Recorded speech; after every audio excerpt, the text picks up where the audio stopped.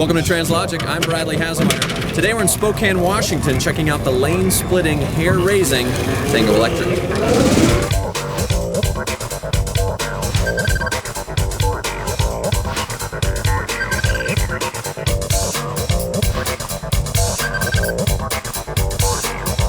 All right, so we're here with Rick Woodbury, the founder of Commuter Cars Corp.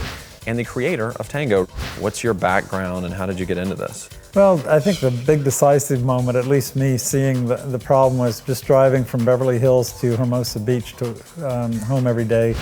I looked around me one day and I saw these cars only had one person in them. I said, we need narrow cars. This is ridiculous. The only reason we're stuck here in traffic is because everybody's driving a car twice as wide as it needs to be. Way too big than it needs to be. So I thought about the logic of it, and we designed the Tango around 39 inches wide, so it actually fits in half a lane easier than a truck fits in a full lane.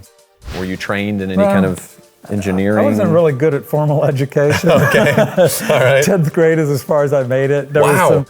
My best year of school was probably the 4th grade because we were building motors and generators and learning about atoms, and it was all exciting. And wow, that's awesome. I just loved going to school every day. So do you think having more of a kind of a practical, real-world education versus a formal education has impacted the way that you approach projects now? Very definitely. To learn how to make a semiconductor chip, that's not something that a person like me can learn. But what I can do is to grab a little bit of everything and put it together. One of the parts of my education, I feel, is that I'm too dumb to know it can't be done. Nobody taught me what you can't do. I'm too dumb to know it can't be done. Yeah. That's a t-shirt right there. Here, I knew that I had a couple of issues to deal with. One was that small cars are unsafe. Sure. So we figured if you build a NASCAR roll cage, how can you imagine more safety than that? So we have actually 4 times more steel in each door than a Volvo.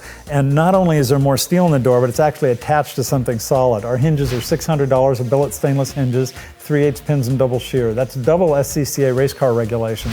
The whole cage is certified by FIA for a 200-mile-an-hour race car. So these are that's the skeleton of the car. The carbon fiber exterior is just to keep the rain out, basically, and make it look pretty. We went with the same rollover thresholds as a 911 Porsche. That's 56 degrees. That gets a 5-star rating. Wow. You do it with just lots and lots of weight down there. Sailboats don't tip over because they're ballasted. Why not use the heavy battery to do that? And we actually added lead to make sure that it weighed enough to have that rollover threshold.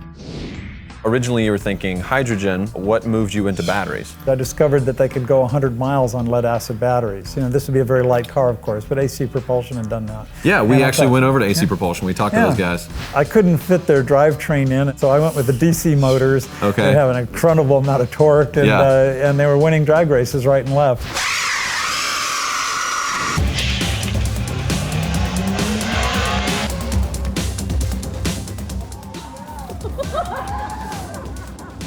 Cafe Electric that designed the first Zilla controller. Wow. The reason that controller exists is because I hired the guy to continue making them after he had discontinued. Wow. He was running 1,400 amps back then. By the time he got done with this, we got up to 2,000 amps. That at 350 volts is over 600 kilowatts or 805 horsepower. So that's what we drive this with. Just one of those controllers is all we need. So you could say that this has 805 horsepower? In a sense, that's the input. I don't know how much gets to the wheels. It has a lot to do with other factors. It's always the weakest link. So you're looking at the batteries. How much does the voltage sag? What's the voltage when you're under full power? But that's the capability of the controller.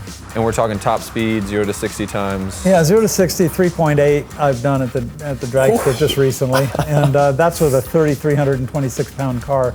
So that's pretty fast for a car that heavy. All right, so your first customer was George Clooney. Yes. And other than having similarly dashing good looks, I'd also like to add driving the Tango to my resume. How about that? Yeah. All right, let's do it.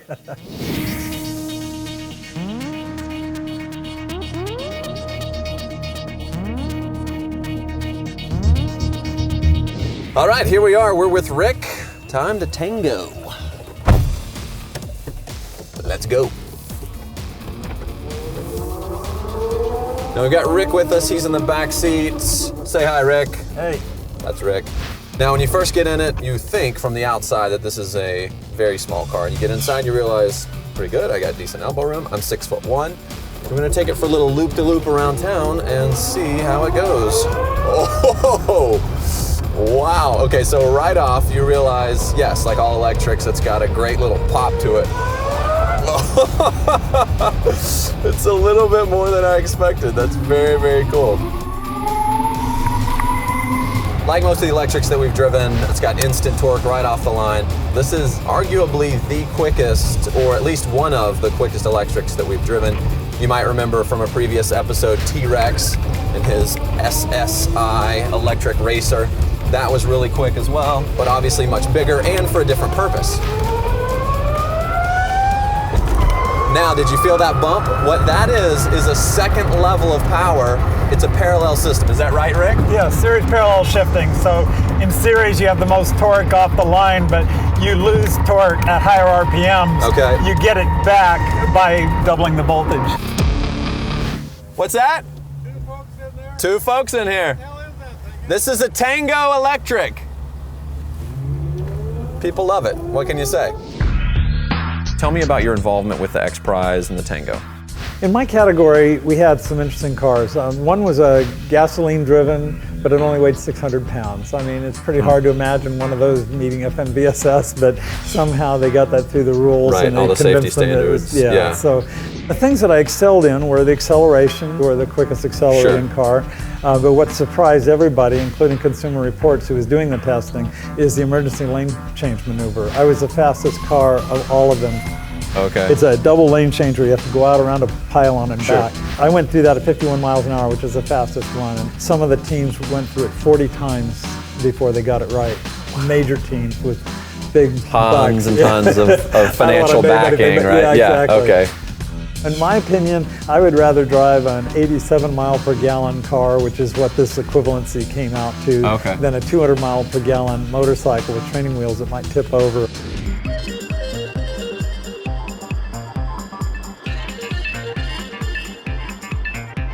This car sells for $150,000, and actually that's a bargain, because if you bought a Ferrari in this low of production, it'd be several $1 million each. Right, Nobody right. builds 10 cars and sells them for $150,000. Right, sure, it's sure. impossible. So Economies of scale and even how though that we're impacts buying parts, we're paying $200 a headlight, we're paying all this. Yeah, GM yeah, pays yeah. $10 a headlight. Right, sure. But they built 100,000 of them, they paid the Makes it price easier. up front. Right? Yeah, but you're not a huge car company. I mean, No. like Tesla, for instance. You've done a lot more with a small scale than they have. Well, you know, Tesla took the Lotus Elise and converted it basically. Right. And they spent about $150 million in that project, and maybe some of that went into the Tesla S, I'm not sure. Yeah. But that's How much backing have $150 you million. guys? Well, $1.5 million total investment in the last 10 years. Yeah, that's like nothing. Yeah, 1/100th of that. But Yeah. you know, you compare Tesla's investment with a typical big three launch. Well, sure. They spend $1.5 billion. So we're 1/100th of Tesla and 1/1000th of a typical cars. Now, in production, if we were to build 5,000 cars, we could build them for $44,000 each. And 44,000. Okay. Right, it would be a $50 million investment. It would be a 50% return on investment over 4 years, and they would sell for 44. If we were to sell 30,000 over the same period of 2 years, after 2 years of development, the price could drop to 29,000. Wow. All of a sudden sounding very affordable. Right. So this is kind of what we're thinking of. You know, it'd be a T200, which would mean it's 200 kilowatts. It would be a four-wheel drive model. And it'd be pretty quick, but not as quick as a T600 like this one. This is 600 kilowatts. All right, so that's the Tango. Now, is this thing going to be eliminating the world's transportation problems overnight? No. But it could be ushering in a new era of transportation technology, reducing traffic congestion and dependence on oil, plus it's a blast to drive. And there's room in the back for your groceries. All right, for TransLogic, I'm Bradley Hasemeyer. See you next week.